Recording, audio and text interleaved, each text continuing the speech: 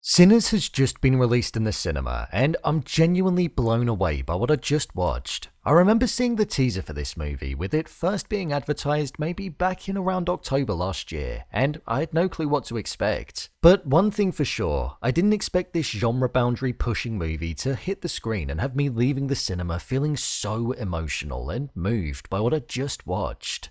The story had me hooked from the moment that it began, and the mid-credits scene gave a beautiful sense of closure whilst also teasing a future deal with the devil, and the post-credits scene showed us the very power that Sammie held and the innocence that was in him before that fateful night. So with that, let's look at the deeper themes of the movie, explain the ending, and discuss why it was so good. Here is a review of Sinners and the ending explained.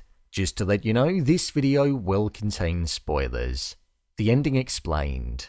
The search for freedom was something that was at the heart of this movie. Freedom from oppression, freedom from the pain of mourning, freedom from trauma, freedom from religion that could be pushed upon you, freedom from your past sins, and even with Remmick, it was freedom to be able to live forever. A different type of freedom. During the ending of this movie, we saw that Smoke and Vampire Stack were facing off against one another due to Stack being bitten, and whilst that was happening, Sammie was in the river with Remmick as it seemed like Remmick was about to bite him. As he was about to take a bite, Remmick was pushing Sammie's head into the water, and to me, that felt like it was symbolic of him being baptized. We saw how Sammie wasn't a religious man like his father, and was also resistant to it, as the first thing that we obviously saw when the movie opened was the ending, with Sammie being given the ultimatum on if he was going to put down the very guitar that was summoning the devil according to his father, and instead choose the pathway to God. So with Remmick doing something which felt like he was baptizing him as he was going to be dragging Sammie into not necessarily a religion, but a different type of belief system and a group of people that all believed in the same thing, it felt quite powerful.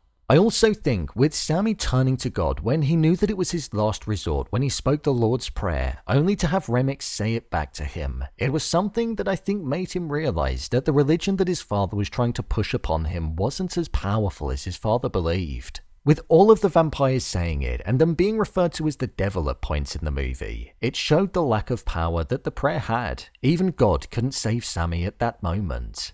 Remmick wanted Sammie because he saw the power in the songs and music that he had in his head, and as we know, the vampires operated as a hive mind and shared knowledge. So with Sammie being able to cut through time and space with his music, it felt like that was the very ability that Remmick wanted due to him losing all of the people that he once cared about.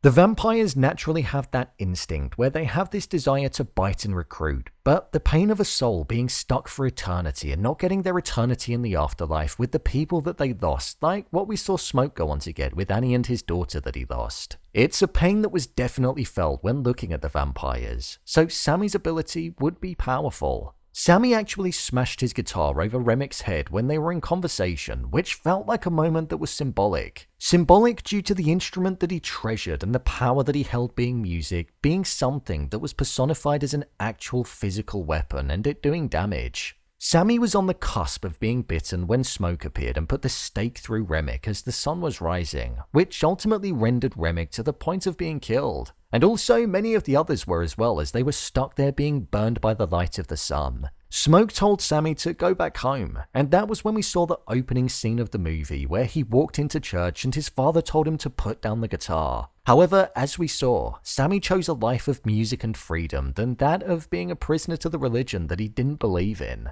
Whilst Sammie was going back to the church and was making his decision, we saw that Smoke was alone and thinking back on everything that happened and how he almost felt a level of responsibility. Responsibility due to bringing all of those people there, hence why he ripped off the protection that was around his neck. I don't feel he thought he deserved it after that. As he was trying to roll up his cigarette, we saw that his hands were shaking, which is why Stack always used to do it. But what we also saw was him preparing to fight the clan, as the very building and land that he was sold at the beginning of the movie on that day was all built upon lies. And the clan members were planning on returning to kill him and everybody else that would have been there. This was where we saw the soldier side of Smoke coming out, and he single-handedly obliterated all of those racists that were there to kill him. However, whilst he was doing that, he got shot in the process. In his final moments, Annie appeared to the side of him with their daughter that we know that he was mourning, and he was reunited with the two people that he loved most. All of the credit scenes explained.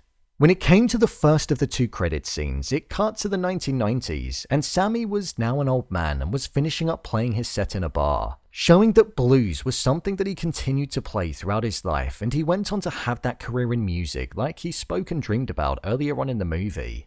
When the evening came to a close, we saw that the person that worked in the bar told Sammie that there were two people that wanted to see him, and they were willing to pay. Sammie accepted the offer, and it was once the person in the bar specifically invited them in, the penny dropped. Here we saw Stack and Mary, the two vampires looking as young as they did in the 1930s, but now just dressed in modern clothing, showing that they were still out there and that they didn't die along with Remmick because they avoided the sunlight during daybreak. The vampires did work as a hive mind in sharing knowledge, but their existence wasn't based on the host or the person that turned them. It turned out that Smoke couldn't bring himself to kill his brother. He couldn't let him down, which again just reinforced how important of a person that he was to him. And instead, he made a deal with him that he'd let Sammie live out his days and not be claimed and have his soul trapped for eternity. To which he kept his side of the bargain, watching afar as he released music.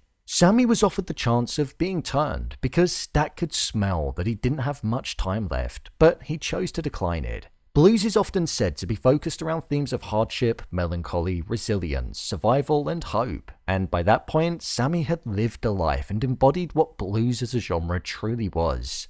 Before Stack and Mary left, Sammie mentioned how even though that night was a night that he constantly had flashbacks to, he spoke about how before all of the turmoil unfolded, it was one of the best days of his life. Stack also agreed because he said that it was the last day that he ever saw his brother, and it was also the last time that he ever saw the sun. Sammie mentioned that morning before he left how he wanted just one day of being free, and he got exactly that, but it cost him pretty much everything.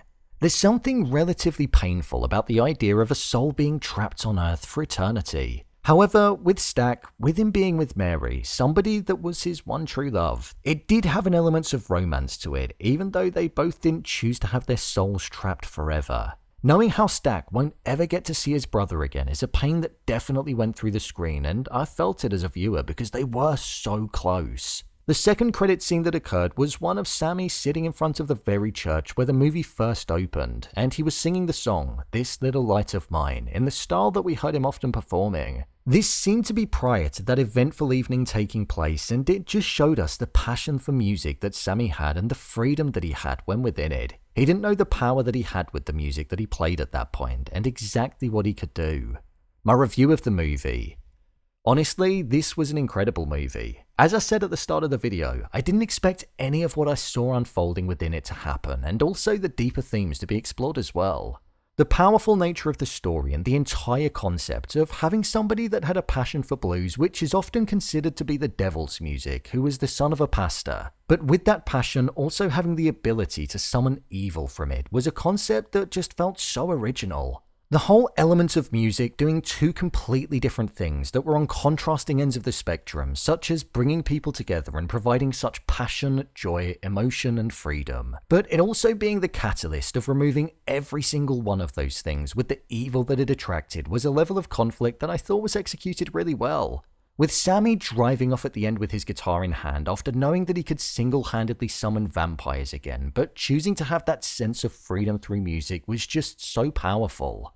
There are many things that I'm going to praise about this movie, and the score is one that has to be discussed. Music was obviously at the heart of the story of this movie, but the backdrop to the scenes that we were watching was almost treated like the score on a stage production. The energy that the score had translated through the screen perfectly, and it genuinely transported me there and had me hooked.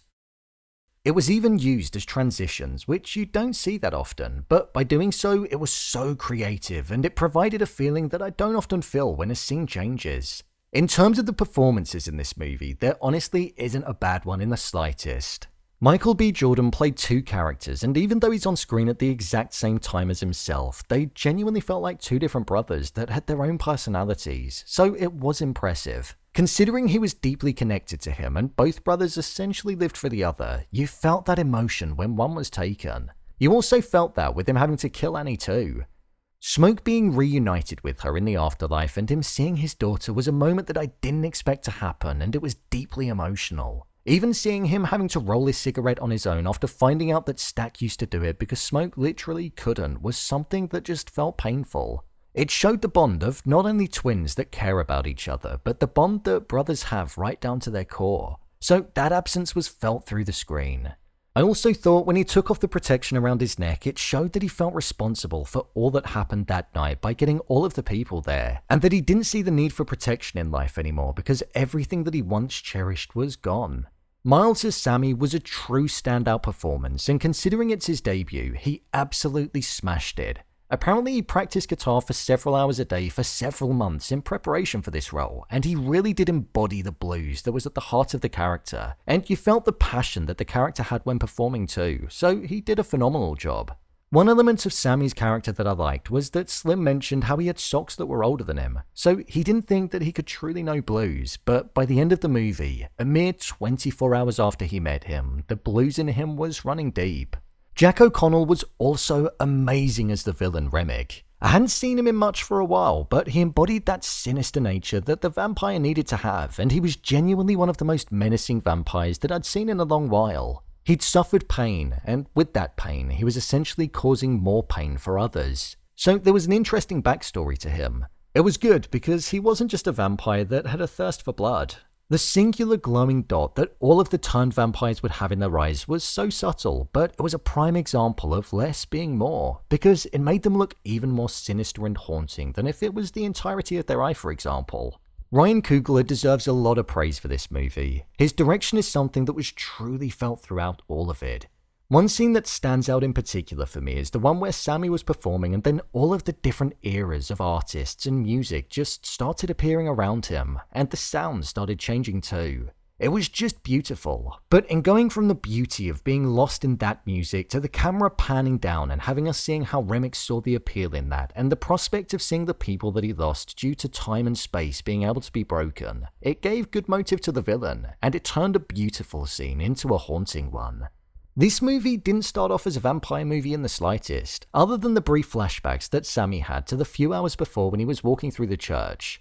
It just starts as a movie about people that are looking for freedom. Freedom from the oppression that they face in society. Freedom from religion that they don't believe in. Freedom from the sins that they once committed and now carry with them. And freedom from the pain of losing people that they loved. However, in the second act, the movie really does twist on its head, and whilst it's quite an abrupt transition, it doesn't feel jarring in the slightest. If anything, I was just sitting there impressed at the approach that it took. Horror movies have a bad rap sometimes for being substanceless jump scare fests that are just full of blood, gore, and unbelievable concepts. However, this did the complete opposite to that. It showed that by using the genre as a platform, you can get an incredible story embedded within its core, and a powerful message too. So I'm really impressed with this.